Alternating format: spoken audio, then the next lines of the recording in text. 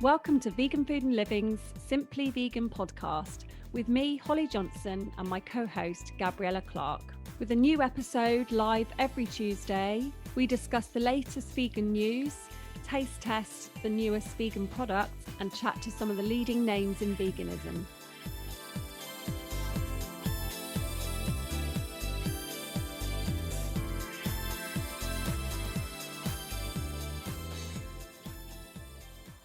Hi everyone, welcome to our No Meat May special part 3. We hope that you've been finding all our tips and ideas and our question answering really useful this month. And hopefully, even if you're not new to veganism, you will be picking up some inspiration for recipes and things like that. Keep the questions coming. We've had a few more in this week, which has been great. And don't forget to like and subscribe and follow us on Instagram at Simply Vegan Podcast and at Vegan Food and Living. We'd love to hear from you. So let's dive in. We had not really a question, but a comment from Anthony Roper on email. He said that he listened to the podcast about when we were discussing the fact that my dad had kind of laughed at me for being vegan and kind of poked a bit of fun at me. And he just wanted to say that he's a father and a grandfather and he would never laugh at anyone for being vegan. He wishes he'd switched sooner and wish there were more vegans in his family. He says he admits he originally came to eating plant-based for health reasons, but as time went on and he found out more about factory farming, both land and sea animals, the more he didn't want to have anything to do with eating anything that came from animals. So thank you, Anthony. It's great to hear from a guy, because obviously this was part of the discussion last week on new research findings from No Meat May that found that 2/3 of UK men would rather go to jail or shorten their lives than actually go vegan. So it's so good to hear from one of the guys to sort of head up your corner. And really, really great that you find the podcast good to listen to and encouraging. And, obviously not all men are thinking the same about this. I have to say, I absolutely loved receiving this email. And coincidentally, since we did that episode on the podcast, I've had 2 really interesting encounters with older male vegans. So I actually met a guy who is in his 50s and he became vegan in his teens. So back then for him, there was no kind of support, no kind of anywhere you could go and get nutritional information or research on Google. And obviously super limited options eating out, even in supermarkets. And he just says, it's like Christmas every single year when something new launches for Veganuary, and then month on month, the options just broaden. So it was so interesting to see his dedication from, really early on veganism in his life, where there was hardly any support, to thriving in it now. And then I also met a guy my age, so in his 30s, whose dad had recently gone plant-based for health reasons. So it's been recommended by his doctor, and felt such a phenomenal change, both kind of physically and mentally, that now he's just super passionate about a plant-based lifestyle, and it's kind of infiltrated other parts of his lifestyle, I suppose, not just what he eats and drinks, but how he views everything he consumes. So really inspiring. Oh, that's brilliant. And it's great to hear that doctors are recommending plant-based eating. I think, once you do try it, there's not really any going back, is there, for most people? I think you notice, and even if it takes a little while, for me, it did sort of mess around with my digestion a little bit. My body was kind of like, whoa, what's going on here? All these beans and plants. Where's all the, the bread and the things that you were eating before, and the meat and things like that, and dairy. But after a while, I think you everything settles down. You start to notice those positive changes to how you feel. And I think it's ongoing as well. Like I noticed a couple of immediate effects, certainly in things like skin complaints that I was having, that I'm certain was linked to dairy now. Then I sort of leveled out. But then when you look at yourself over the years versus, so if I look at myself over the last 3 years versus a 3-year period when I was eating meat and dairy, that's when you really realize the benefits, just how consistently good you feel, I suppose. Yeah, it's, I mean, I just don't get ill. I mean, I really don't. And that continues to amaze me. I just sort of forget about things like colds and coughs and sore throats. And, you know, I used to get like tonsillitis type things every winter. And I just haven't had them for, you know, for like 4 years now. So yeah, it's crazy. Amazing, isn't it? Yeah. So, it's great that you, you know, you're sort of discovering other guys that are getting on board. It's brilliant. So another question that came through on email from Amanda was that she had watched Seaspiracy and she now wants to give up fish. How can she replace this in her diet with some healthy options? I'll start by saying, in terms of transitioning, it's often good to try some of the, in inverted commas, processed. I mean, not all, you know, vegan processed options are like terribly bad for you. You know, they're not necessarily filled with sort of fat or salt. So, you know, check the labels, but there are some really exciting plant-based seafood options coming through. So have a look in the, you know, the chilled section, the frozen section, or just have a bit of a Google. There's, you know, you can get vegan prawns now. We also had some product samples kindly sent in by Novish, Novish, a couple of weeks ago, and their kind of fish bites and fish fingers were really delicious. So I'd recommend checking those out as well. Oh yeah, I forgot about those. They were really good. Really Yeah, good. I had a lot of those. Yeah, I mean, other options. I don't know about you, Gabriella, but I love to make the carrot smoked salmon. So I love the So Vegan recipe that they do. They kind of use caper brine and capers and dill. Trying to think what else goes in there. You basically slice up a carrot really, really finely, and boil it, and then kind of marinate it in what the things I just mentioned, as well as some sort of liquid smoke or smoked paprika to give it that sort of smoked salmon flavor. And that is amazing with some either homemade or shop bought vegan cream cheese. It's absolutely delicious on a bagel. Sounds amazing. I think you're right as well. It's not just necessarily kind of finding those substitutes, but cooking with flavors that you associate with fish. So things like capers, dill, for me, are then reminiscent of that sort of flavor. So I haven't made the smoked salmon before, or smoked carrot salmon, I should say, but we often make a chickpea tuna, and we use capers, sun-dried tomatoes, red onion in that, with hummus and a bit of vegan mayo. So there's definitely ways to make your own kind of substitutes, just using those flavors that you usually associate with fish. Another one I love is nori sheets as well. That gives a kind of fishy flavor without it being too overpowering. And plus, you know, seaweed, the nori that Gabriella just mentioned, contains those nutrients that you might be worried about missing when you give up fish, those omega-3 fatty acids. Yeah, I love seaweed. I do have sort of different types that I keep in the cupboard. The Cornish Seaweed Company's good. They do like sort of dried flakes and things like that you can just kind of pull out and sprinkle over like pasta and stuff, just to give you that extra bit of goodness and that, like you say, that fishy flavor. There's so many things you can do. Just get experimenting, I'd say. Definitely. And if you're worried from a nutritional perspective, kind of the omega-3 fatty acids is the big one, I suppose, that you're missing from cutting out fish. Flax seeds is probably the best way that you can get this. So we used a lot of ground or milled flax seeds and just add them to whatever we can. So porridge, granola, smoothies, they're so easy to sneak into at least one meal a day. And you know you're getting your tick of those omega-3s, but you're also getting kind of protein, fiber, B1, B6, iron, calcium. So really great superfood for a vegan diet.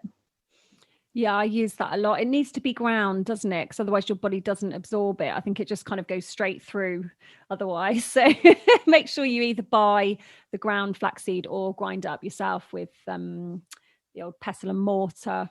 Definitely. And I think other products like tofu, walnuts, or just cooking with rapeseed oil are really good for omega-3 as well. So really simple switches. You'll become very, very accustomed to tofu if you're switching to a vegan diet, but so many health benefits there as well, and lots of ways you can be really innovative with it. Have you tried making tofish yet? Is that where you wrap it in the seaweed? Yeah, and then you kind of batter it, don't you? And sort of, coat it in a batter and fry it. I haven't, have you? No, I haven't tried making it. And I don't think I've actually tried eating it before, but I have had the other way of doing it, which is banana blossom.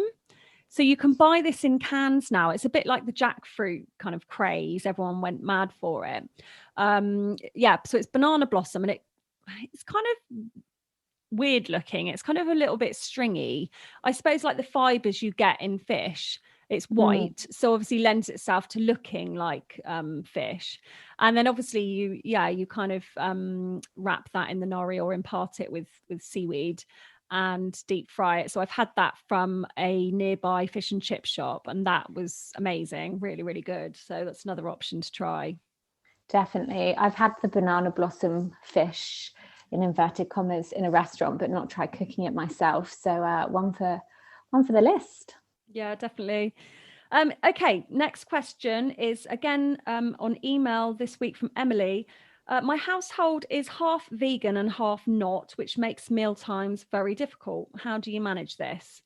Oh my goodness, this is such a good question. And I think I need someone to answer it for me sometimes, because it's really hard. I think it's also not necessarily the vegan and non-vegan thing is it? I think everybody struggles with this because everyone's got different tastes, and someone likes mushrooms and someone doesn't, and someone wants sort of junk food and the other one loves hearty, sort of meat and two veg, and it's really hard to please everyone. I'm guessing you don't really have this problem in your household, do you, Gabriella? I have to say, reading this question, I totally sympathize, because it's just my partner and I, and one on the way, in our house at the moment, and we're both vegan. And we've said over and over again, if we didn't choose to go vegan together, we would have really struggled, because you're just constantly cooking, two separate meals or with two separate pans, and it must just be so much effort. So I really sympathize. And actually we do face this dilemma when we go to visit family, because at my mum and dad's, whilst my mum is vegetarian and almost entirely vegan at times, I'd say, my dad isn't, and neither are my brothers. So we are often cooking separate meals for the dietary splits. Have you come up with any solutions? I find meals where you can kind of put everything in lots of little dishes, things like that lend themselves to all tucking in and loading up your plates with different options. So things like tacos, Mexican food, you can kind of have the sweet corn and the salsa, and avocado and all the different things. And I suppose you could do, we don't tend to have meat in the house really, unless my husband occasionally sneaks it in. So it's more with us, it's more sort of vegetarian and vegan. So it might be that we have some vegan cheese to go on top of the tacos, and then we'd have the dairy cheese for my son, and they're picky at that age as well. They're still developing what they like, aren't they? Jacket potatoes are another good one. So I might have like a jacket sweet potato, because I just find they're sort of got more goodness in them.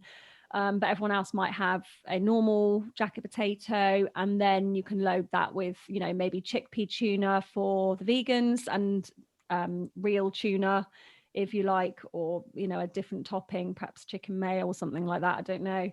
Yeah, I think those meals where it's kind of a help yourself, one of my go-tos is tacos or wraps. not just because everybody can kind of build their own and choose what they want, but I also find it's a really good way to get non-vegans to try the kind of vegan alternatives. So we've made pulled mushroom tacos before, and then done it with a meat version for my brothers and my dad. And then when they've tried the mushrooms and realized how much flavor and just how meaty they are, I suppose, it's kind of converted them to be like, oh, actually, next time I don't need to have the meat. So it's a really nice way to get people to try it without committing to a whole meal where you're not sure if they'll like it or not. That's a great idea. Oh, pulled mushrooms, lovely. Yeah, it's a crowd pleaser for non-vegans, I think. Yeah, I'm a massive mushroom fan. And again, it's using those things that can taste meaty or get that sort of meaty textures in, isn't it? I mean, mushrooms are a bit of a controversial one because a lot of people, especially children, don't tend to like them. They say they're slimy and stuff. But if I'm doing like a bolognese, I'll blend up the mushrooms so you get a different texture then, and add walnuts for a little bit of crunch to make a mince. So that's quite a good tip. On Friday, my partner made like shish kebabs, but with mushrooms, and he marinated big chunks of shiitake mushrooms in the fridge for a couple of hours and then baked them. Oh, and lovely. It got rid of that sliminess, and they were actually a real meaty texture, almost I'd say the same sort of texture as chicken, definitely no sliminess. So experiment with ways of actually cooking them, because I know mushrooms texture wise can put some people off. It's when you've got children, isn't it? And they're like, I don't like mushrooms. And you're like, yeah, but these are different. These are different. They're a different variety. And I've baked them. No, I don't like mushrooms. I can imagine. And I think as well, my other tip would be, there's so many meals where you don't even think of it as a vegan meal. So make the most of those, like a really delicious 5-bean spicy chili, or just a great simple kind of pasta with fresh tomatoes and basil. Those you wouldn't add meat or fish or dairy to them anyway, so get those on the menu. Yeah, I find lentils are really good as well because they're hearty and filling. So for people who feel like they need that meat to kind of fill up on, things like shepherd's pie, spaghetti bolognese, ragu, things like that can be, and curries. Really good with lentils instead of the meat. And katsu curry I do as well with breaded tofu, so that's nice. Or you could get the breaded vegan chicken, and I don't think anyone would notice the difference, to be honest. No, and I also make katsu, which I've made for my family, and everybody, even the non-meaters, loved it, with aubergine. So again, I know aubergine can put people off because it's quite slimy, but if you thinly slice it, coat it in the panko breadcrumbs and bake it, it actually goes quite crispy rather than slimy. So there's loads of ways to get different veg in and be imaginative. That sounds really good. I use a recipe, Fern Cotton recipe from her Happy Cookbook for my katsu sauce, which is quite good. Oh, You kind of fry up the the onions and carrots and things like that, and the spices, and then you kind of use a hand blender to blend it up. Some great tips to sneak loads of veg in, and definitely curries. I find if you strip it back, what you enjoy about a curry, the last thing is the meat. It's all those amazing spices and spinach and potatoes and chickpeas. So it's a really easy one to do without any meat or dairy at all. Lots of delicious coconut cream and things like that. So I am getting really hungry now. Me too. Well, thank you so much again for your questions, and keep them coming. You can email me holly.johnson@anthem.co.uk, and of course go to the veganfoodandliving.com website for loads and loads of recipes and more tips and articles. So don't go anywhere. I'll be speaking to Louise and Vanessa from the Vegan Larder blog shortly. They share loads of tips as well, so lots more ideas for plant-based cooking and getting those vegetables into your diet.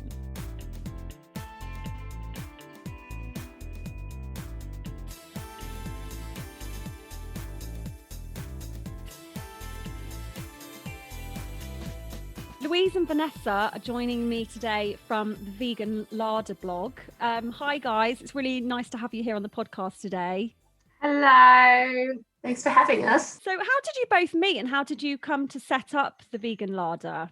We met at, we have a lot of a sort of general friendship group that's quite in common, and we met at a party and we bonded over vegan sushi, as in there wasn't any. It was one of those things. We started chatting, and then I think we went to another party, and it was another situation like a barbecue or something. And again, I think I brought food or something at that point, and then we were chatting about blogging and how we both wanted to set up some sort of vegan business. And then we decided to create some like a blog together. And at that point, we thought we were going to run these vegan boxes. But after about a year of that, we decided that was way too much hard work and not really where we wanted to send our lives. So we decided to refocus on just blogging instead. Yeah, and I suppose what was quite good is when we met, we also, and this is sort of carried on, we realised we had quite different skill sets. So Louise was already running this blog and was inspired by her garden. We both had this joint love of food and vegan food, and we both understood the challenges people had with that food as well.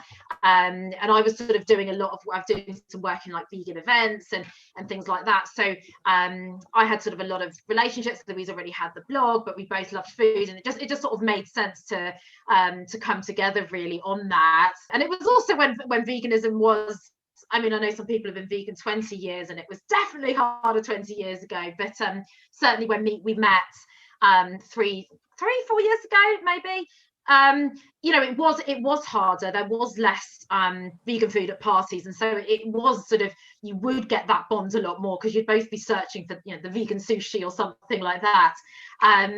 That's how we met.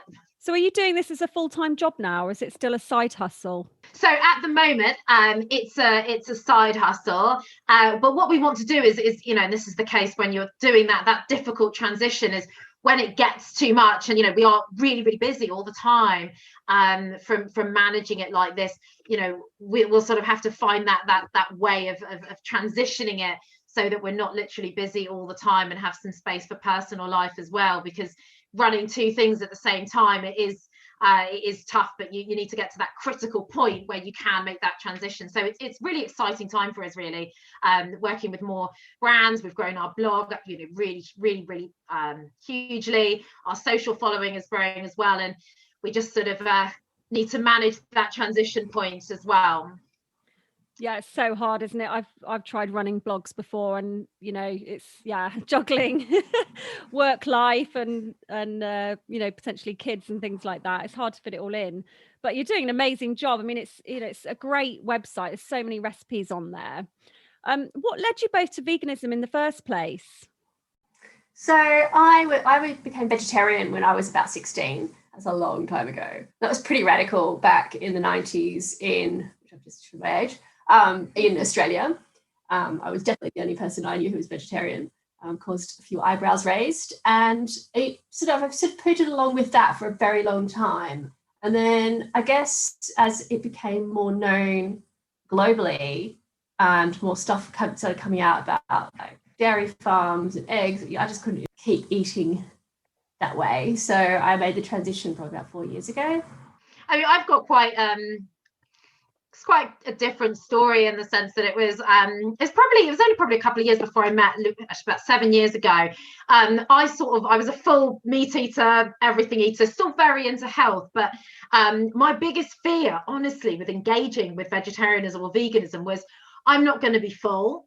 And it's going to be awful, and please leave me alone. And then I went to India, and I didn't eat meat because I didn't want to get ill. That was the only reason. And literally, I realized I could be full of lentils, and that was my turning point. And I sort of thought, I'm going to look into this when I get back. And I didn't really even understand what vegan. I knew what a vegan was, but I didn't get why anyone would be vegan. I was like, well, I get vegetarianism. And I still can't remember what I put into Google, but you know, it just led me immediately on this journey. Within 3 months, I had transitioned fully to veganism. And, you know, it's been helpful for me in the sense of my journey that I understand that a lot of people are scared of, well, am I going to be full? You know, the typical one, am I going to get enough protein? And so I think it's really helped with the way, you know, we and I can interact with people and say, you know, look, here are some amazing dishes, and don't worry, you're not going to be missing out. You will be really full. You are going to have a balanced meal, and it's going to be amazing, if not better than the food you were having before. So I think that side of it is really important. People can find out the information, I don't know whether it's what's happening to the animals, your health, or the environment, but if they don't know what to eat, they're not going to want to engage. And so it sort of made me want to do some of that bit when I became vegan, and say, well, let's talk about the food bit then, which is the most fun as well, and it means the reason I get to eat loads of nice food. So it's win-win, really. Definitely. It sounds like a great job to me. Yeah, I think the food, as I was saying, I was talking to Ryan Alexander in last week's podcast episode, and he's the founder of No Meat May, and it's definitely, you know, for them it's all about having fun with cooking and just making vegan food exciting. It's interesting what you say about your concerns when you first were going to go vegan about not being full. Mine were always you know, I didn't want to label myself, because that means forever. You know, if I say, right, I'm vegetarian, right, I'm vegan, to me in my head, it was kind of like, well, that's it then. I can't go back. I can't keep telling people I'm not a vegan anymore. It was such a huge commitment to me that I never even considered it. But then when like you say, when you learn about it, you're like, okay, this makes sense. And I don't care whether anyone wants to call me vegan or not. This is what I'm going to do, because this is what sits right with my conscience. And, you know, and I just love the food. So you clearly both love cooking. I mean, are you kind of, you know, trained cooks or home cooks? How do you develop your recipes? So no, neither of us are trained, but we just love cooking. I've done a few courses. I'm sure Vanessa has too. I'm fairly certain we've discussed that. We've been on one together. But in terms of actually, you know, just learning how to cook, all of our stuff is self-taught. And I think that's also really important with the blog. It's just because, well, if we can do it and we can make it up on our own, then everyone else can do it. We're not using really complicated ingredients. We don't use really fancy out there stuff that's hard to find. It's always quite accessible. And we do a lot of cooking that is either batch cooking or whole foods or things that you would be able to find in your general supermarket. I mean, there's a lot more available than there was, you know, a few years ago, but it was definitely, it's definitely about accessibility and whether or not you can do it or not. Yeah. The fact that we're not professionally trained, I think is really important, because we live and breathe this life as very, very busy people. And this is sort of, I suppose, one of the ways that we can inspire people and help people. You know, we do have a really great Facebook group called How to Go Plant-Based, where people are interacting with us on a daily basis, and we're sharing what we do. They can ask questions, and anyone listening is very free to join that group, How to Go Plant-Based, as well. But the fact that we live and breathe this as busy people, batch cooking, not using difficult techniques, rushing around like everyone else, going, I better marinate this tofu quickly in the morning so I've got something for dinner. You know, it has to be easy. We can't be using these difficult techniques. And I think that's what's really important, is making sure, you know, there's some really basic skills in cooking, and we're not taught these really in school. Some people in their families, if you're lucky enough to be in a family where there is a lot of home cooking, great, you'll pick those up. But sometimes people get to the age of 30 and they haven't learned these, and they sometimes feel bad about it, and they say, well, I'm not a good cook, I'm not this. And actually, just like anything else, it's a skill that you've got to learn. And that's where, you know, having, you know, the blog, Facebook groups, places you can interact, places you can ask questions is really, really important. And I was running cookery lessons this year, things like, you know, tofu masterclass, teaching people how to use seitan. And, you know, at the end of it, people are like, oh, okay, that's how you do it. Great. And it's sometimes there's a lot of mystery around it, and you produce this lovely food and people say, well, I could never do that. And actually it's like, this is completely accessible to everyone. Follow this recipe or engage with us in a cooking class or whatever it is. and you can make this really delicious food with a very simple, whatever it is, spice mix, set of beans you get down the supermarket. So it's sometimes just removing that mystery. I think that means anyone can be a great cook. Definitely, yeah. What tips would you offer to newbies then? Anyone trying No Meat May or new to veganism? Join all the Facebook groups that you can. So interesting that you mentioned No Meat May, actually. That's my friend runs that, my friend Ryan, who I know from Australia. Fantastic. So yeah, he's one of my oldest friends, actually. He's so lovely. Anyway, so join all the Facebook groups, I would say, but also don't fret about it. Like, just go and ask questions and don't, put labels on yourself and be all scared. But also investigate the foods that are going to make you happy. So veganize your favorite dishes. So whether it's like lentil bolognese or spaghetti bolognese, you make it with lentils, or find the best plant-based sausages. Don't be scared to try stuff. Yeah, I mean, I totally agree. I think it's you don't have to do anything on your own, and you don't have to label yourself. And this is sort of one of the main tips that we give, and we appeal to a flexitarian audience. This is not an exclusive diet, and if you do want to do No Meat May and you just want to be 80% vegan, or you don't want to go vegan, so I'm just going to stop the meat and reduce the other stuff, it doesn't matter. I think it's look at the good stuff you're doing and give yourself a pat on the back for, actually, I made some really brilliant vegan meals this week, not, I slipped up and made a mistake. It's that sort of stuff that guilt is completely useless in this game. It's just all about having fun. Food is there to be enjoyed. Cooking should be enjoyed, getting creative. And I think that's why we love what we do, is that we don't spend time feeling guilty. We just say, let's eat lovely food. And let's all chat about it together, and have fun with it, whether you're flexitarian, just want to cut down on meat, whatever it is. And we produced a guide which you can get on our website, which is completely free, which is just our sort of 10 top tips as like a document, just to say, this is the easiest way of getting into it. And by no means do you have to say, well, I'm going to be fully vegan, or put that pressure on yourself. Just keep the fun and the joy in it, I think, is the biggest thing.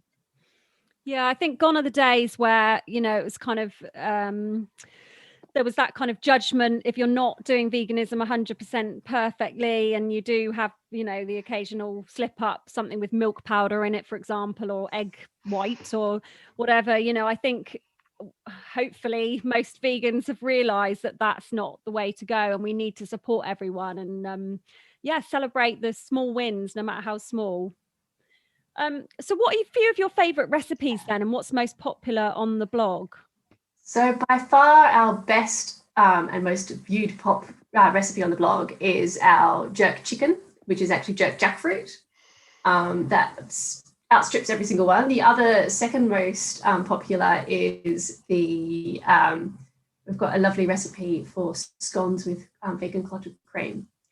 And then the other recipes tend to be really seasonal. So right now, one of our best recipes is my rhubarb cake, which is really light and delicious. And then also wild garlic pesto is a big favorite right now. So anything that's like fresh and seasonal, with like any sort of vegetables that happen to be in my garden usually. That sounds lovely. Wild garlic pesto. I'll have to check that one out. And I actually created that jerk jackfruit because jerk chicken was one of my favorite things. I've got Caribbean heritage. I lived in Brixton, now live in East London. There's this sort of heavy Caribbean population, and spices is just so big for us, and flavor. And it actually sort of turns out with a lot of these dishes, when people say, well, how can I have that vegan, it's often most of the dish is actually already vegan.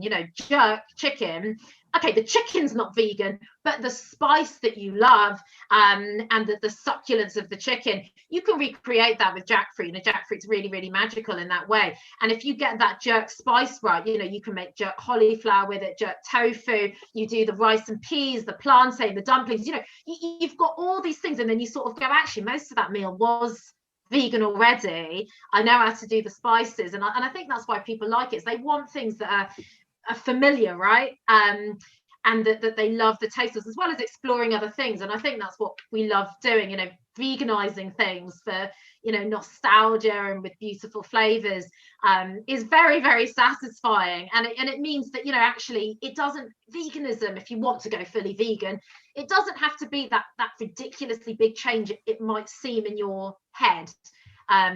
To begin with, those favorite foods. I challenge anyone to just give us something that they loved as a non-vegan and say, we'll veganize it, or we'll point you in the direction of either our recipe or someone else's recipe, where you can have that and it will taste absolutely amazing.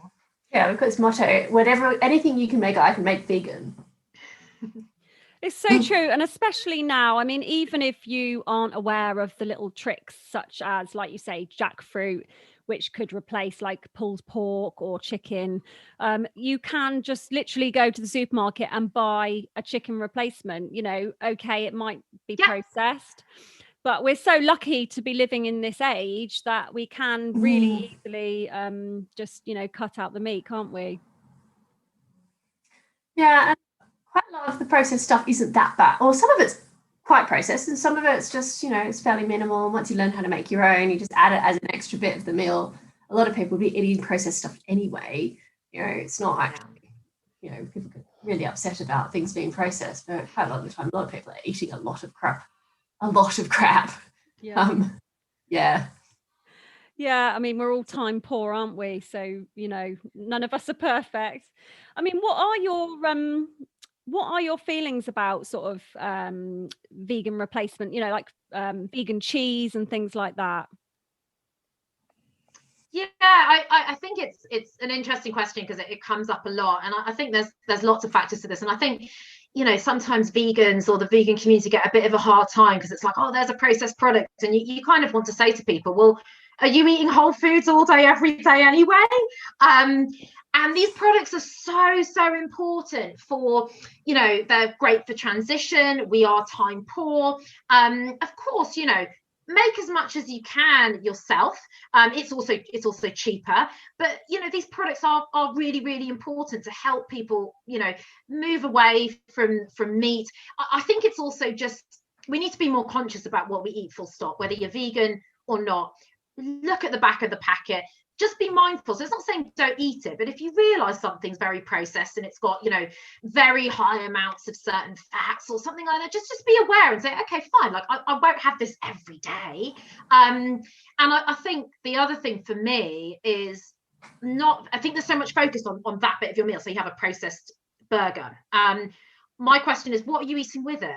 If you've got a big pile of veg with it, if you've got great starches with it, what is that other stuff you're having with it? And I think everyone's, sometimes there's a bit of penalization for, oh, you ate a processed thing, when I'm thinking, actually, great, you upped your veg with that. That's brilliant for your health, your gut health. Who cares that you had a processed burger, which tasted great with it? And some processed cheese, it's going to be different for everyone, but I think it really gets more criticized than it should for where everyone is on their journey. And there's some there's some incredible stuff out there as well that's fun to taste.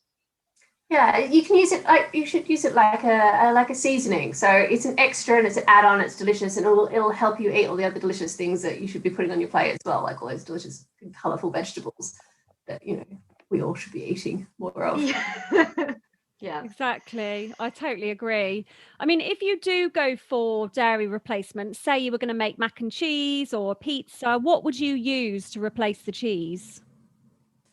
So my favorite cheese replacements tends to be a homemade cashew cheese, just for a creamy replacement for like a cheesy pasta or something.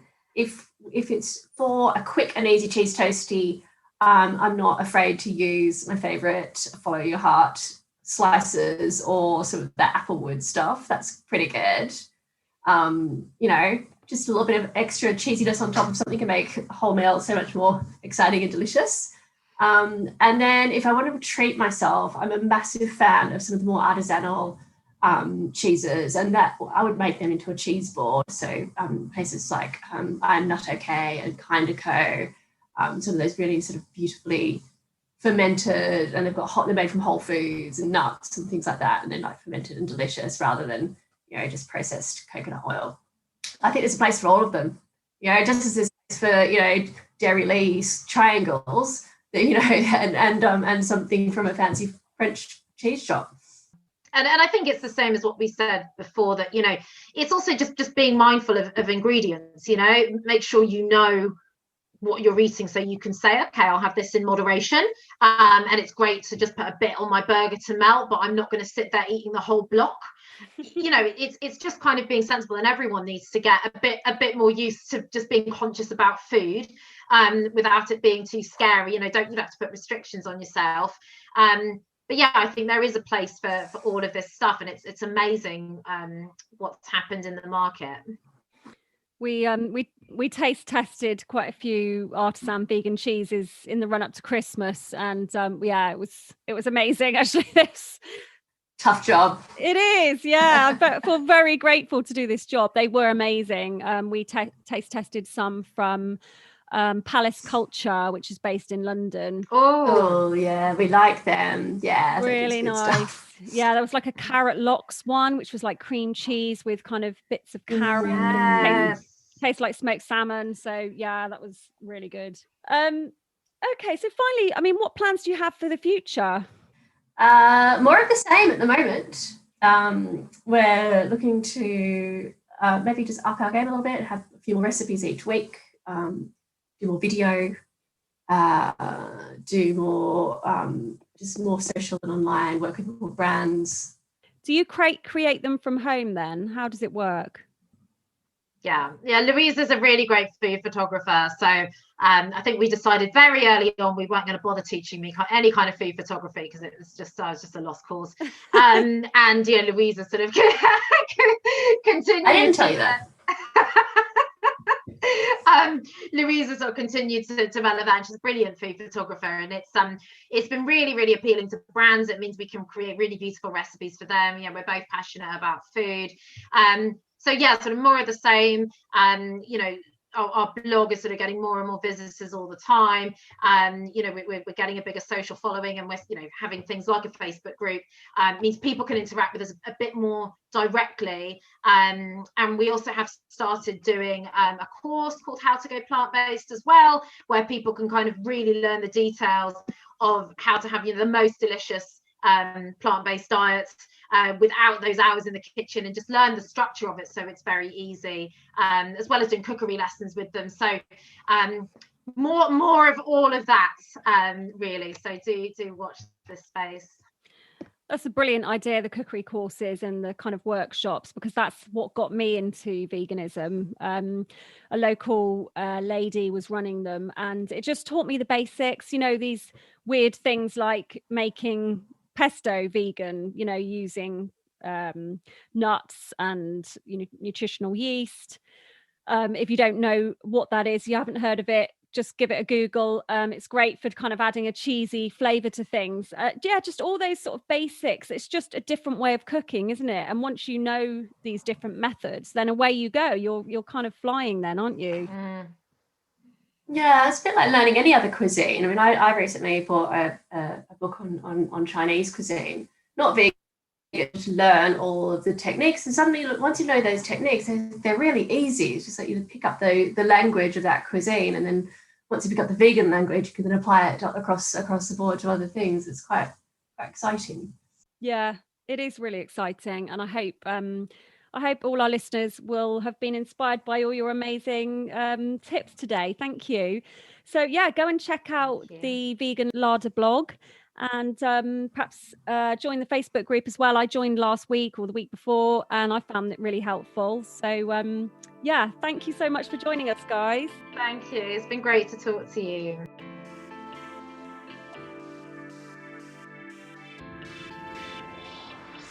Well, that's it for this episode. Thank you so much for tuning in. Don't forget to join us next week. We'll be chatting to Lisa Gawthorne, who is an extremely inspirational vegan athlete. She'll be talking about health, nutrition, and all the amazing foods that she fills her diet with to support all her training. So we'll see you next week.